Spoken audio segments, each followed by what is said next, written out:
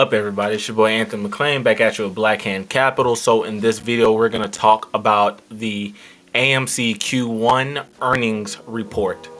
Firstly, we're going to go over AMC's gross income. Now they have doubled their gross income from 2021, and as well as they have quadrupled their gross income from 2020 during the start of the pandemic.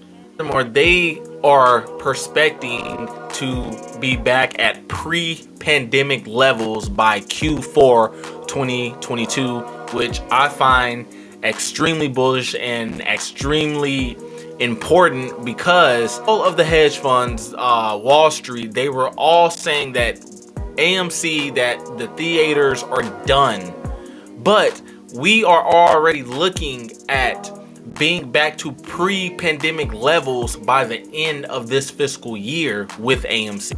One thing that I love that Adam Aron addressed was the paying down of their debt. So they are $272 million in debt.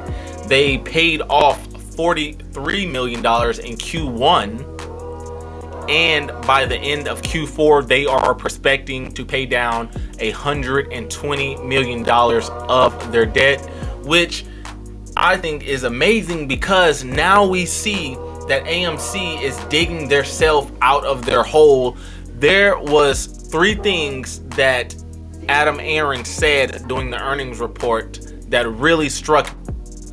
What he said was recovery, agility, and transformation. Now, I like how he put that, because now looking at, we are recovering from the pandemic, and agility, because not only is AMC just a theater company, but they are entering into different branches like their crypto ambitions, as well as releasing 8 NFTs for this upcoming year.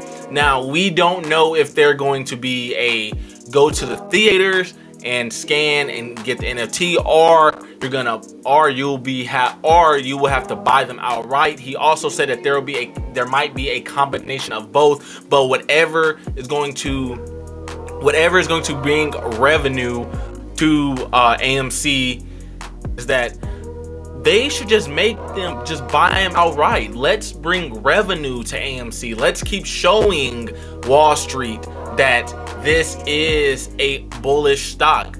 We as the ape community enjoy AMC enough to where we don't need the incentive of a NFT to buy a movie.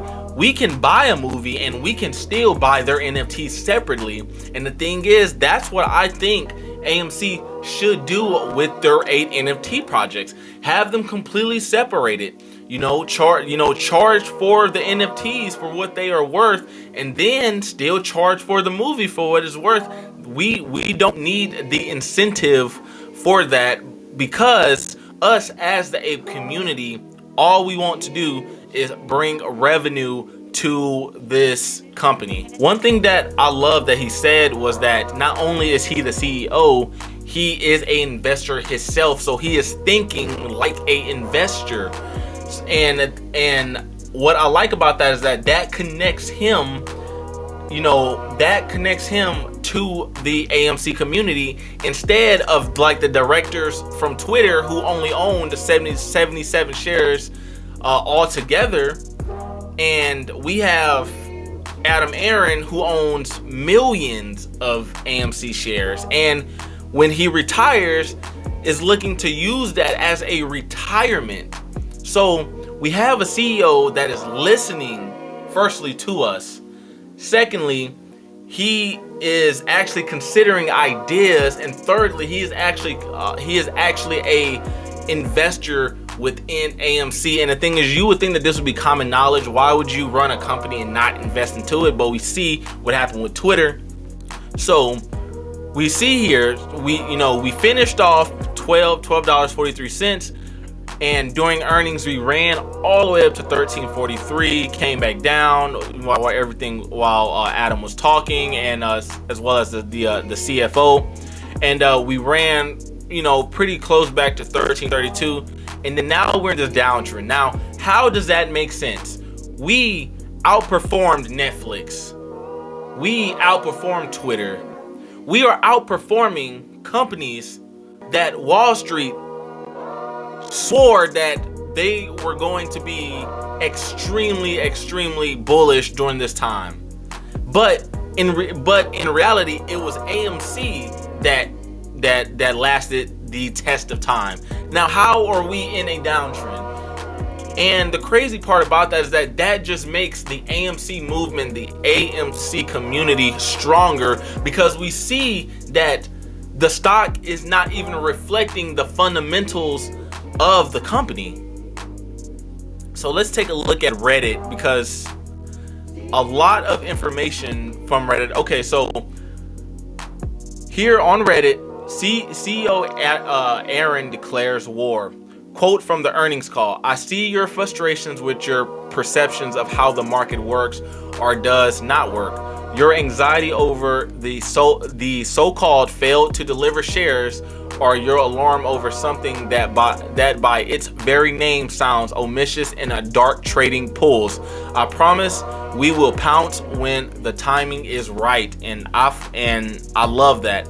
I love that, because what that does, that solidifies that Adam Aron is on our side, that he does have a plan, that AMC is just not allowing this just to keep happening. They're just not allowing the failure to delivers to keep happening. They have a plan that is going to cause this short squeeze that everyone is waiting on, that we are all here for. And the thing is that earnings reports like this keep us as a community together, because at this point, a lot of us are not even in this trade for the money. Yes, we are hoping, and not hoping, but we are guaranteed generational wealth because of the failures to deliver.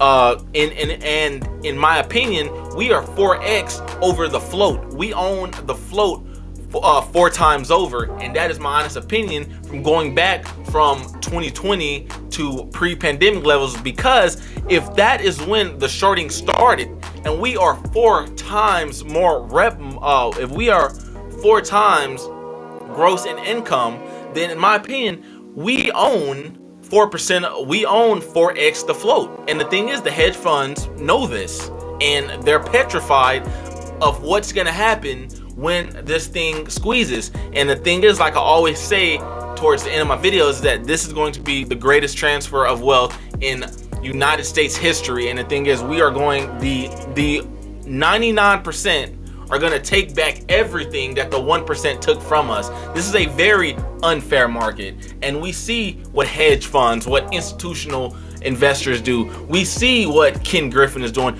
We see how corrupt our financial system is, and the way we are getting back is through AMC, is through GME. So that is all for this video. Thanks all y'all for watching. Please hit that like and subscribe button. Bye-bye.